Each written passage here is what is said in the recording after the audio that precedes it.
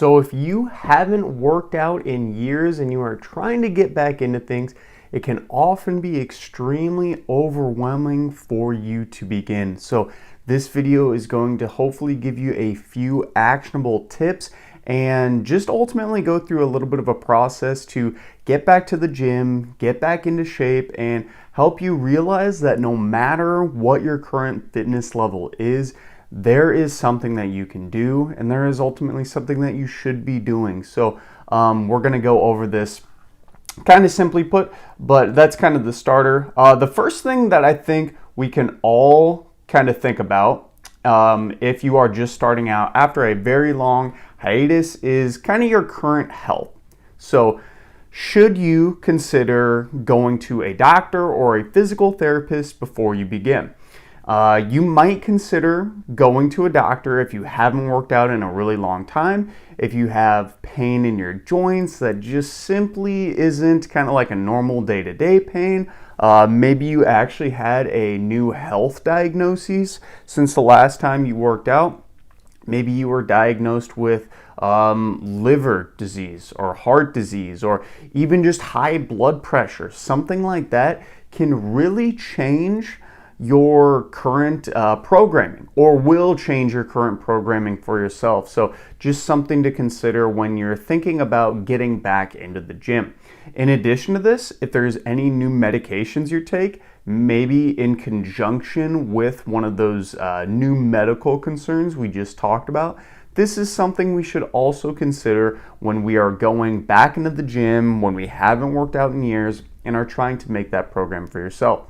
And the reason for this is that some of those medications that we are taking when we're getting back into the gym can actually kind of conflict in our overall recovery. Some kind of ones that I actually know with individuals that I work with is that they basically don't, they can't balance quite as well. So that's obviously a huge issue.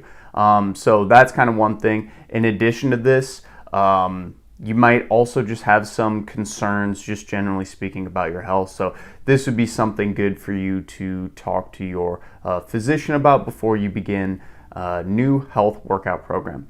And of course, in addition to this, that is just kind of a starting point. There's a few more things, though, that we should definitely consider. One of the next things that we can consider is what opportunities we can find in our normal day-to-day life that can make it a little bit easier for ourselves to actually get to that workout program. So, for example, one of the things that I give to some people is to look and see if they even have a gym available around them. You know, do you have a gym down the street?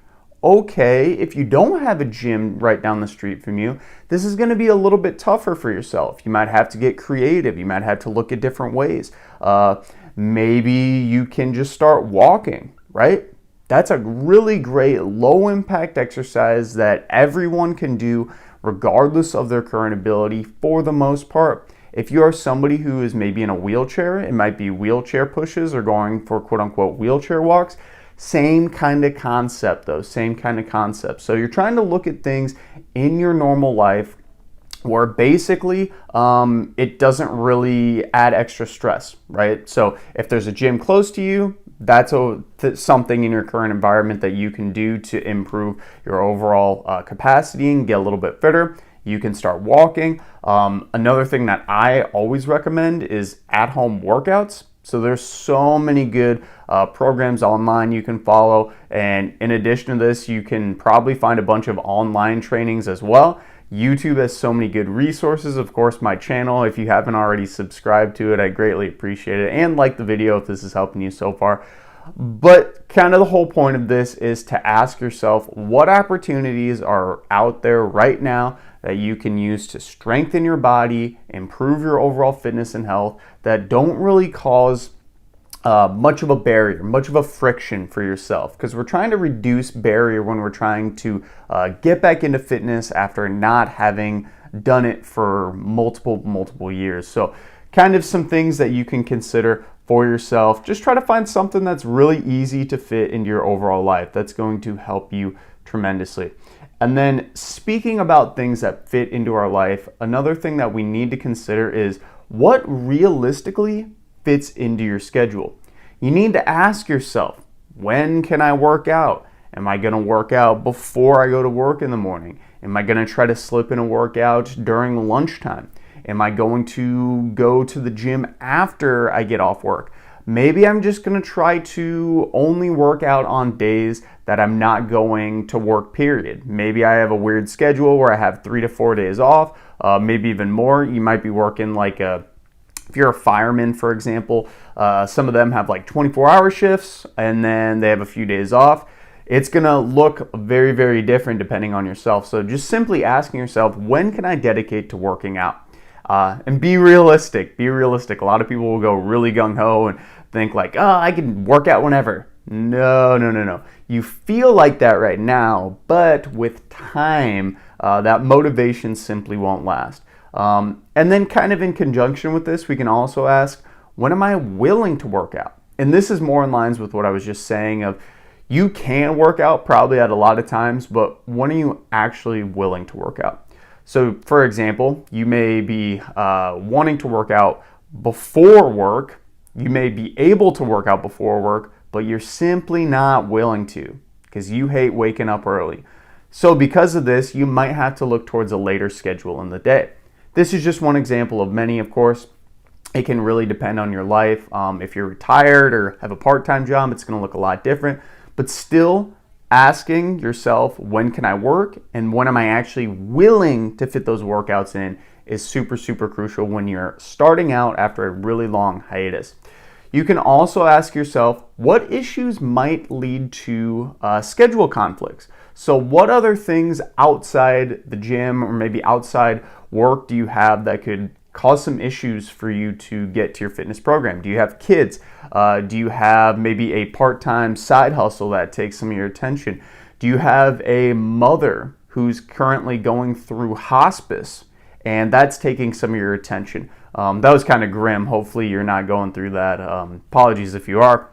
But those are just some examples. There are a lot of different things in our outside life that will take our attention because for most individuals, especially when you haven't worked out in years, the workout itself is great, but it's a very small portion of your day. And you need to realize this when you first start going back in. So trying to find those conflicting things. A question that I always ask people I work with is, what is the bottom line amount of activity that I can do? As in, what is the smallest amount of activity that basically I can do even on my worst days? Even if there's a funeral going on, even if I'm not feeling good, even if I'm super stressed and busy, what is the minimum amount of fitness and activity I can do? Maybe it is just going for a walk, 10 minutes, 20 minutes, 30 minutes, once a week, twice a week. And if that's the case for you, when you're first starting out after being very physically inactive for years, this is where you want to start. This is really when you want to start.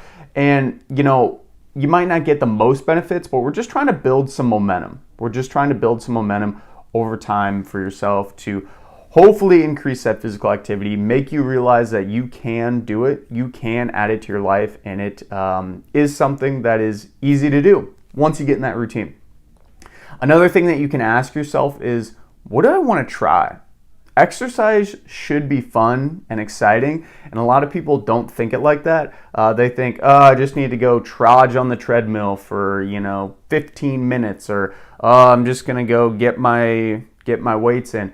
No, there are so many things out there, and if you are somebody who may be wanting to try, let's say skateboarding, for example, at one point in your life, or maybe you've always wanted to go hike in the mountains. Let's start it. Let's do something exciting. Let's do something that's fun. It doesn't have to always be super structured. And in fact, I think having structured physical activity, for example, like doing 30 minutes on a treadmill is great. And maybe doing weights twice a week is great. But also having those things that are outside the gym, that are fun, exciting, maybe a sport. Frisbee golfing comes to mind for whatever example. I like frisbee golfing. There's so many things out there, but asking yourself, what have you always wanted to do? And just try it. Just try it. That can give you some good momentum too when you're first starting out, and also really shows you how many sources of physical activity they are. Because really, there are so many ways to be physically active out there, and you'll see, especially when you start experimenting, man, there's so many things. And you'll probably think of some good ideas. You'll also find too what works for you and what doesn't work. So another thing and another question that you should ask yourself is, when and how can it happen? So how would a new routine put into your life today look like? Would it be easy to fit that in? Or would there be a lot of conflicting scheduling barriers? And this is kind of similar to what we were talking about earlier, but we need to look at fitting in this daily routine. Maybe it's 30 minutes, 3 times a week of going out for a nice long walk. How would that look like in my life? And once we do that, once we see this is exactly how it would look. I'm going to do it in the morning. I'm going to do it right after I have my morning coffee, and I'm going to do it shortly after I get a little bit of work done in the morning at my home. I'm going to put my laundry out, whatever. Schedule that in, plan it in, make it part of your life. Envision what it will look like for you to actually stick with that and do that consistently. This will really, really help with long-term adherence. And also to just keep going back to potential conflicts. There will be conflicts.